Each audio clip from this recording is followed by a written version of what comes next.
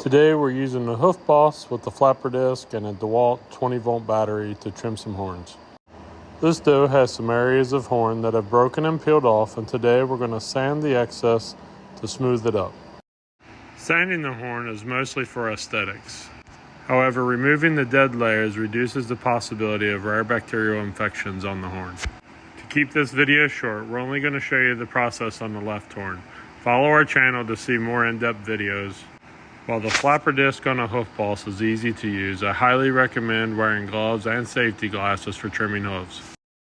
I prefer to press down very lightly and make several passes on the horn to get it smooth and take off as little as possible with each pass.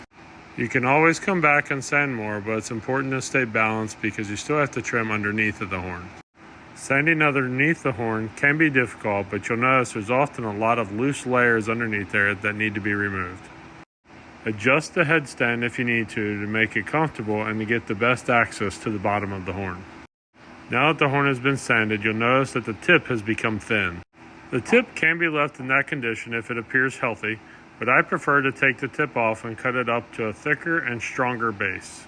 Using hoof trimmers, I cut back and forth on the sides little by little to make sure that I don't get into any soft tissue.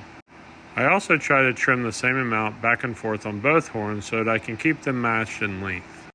After I get the horns to a thicker spot and both even in length, I take the Hoof Boss and trim the edges again.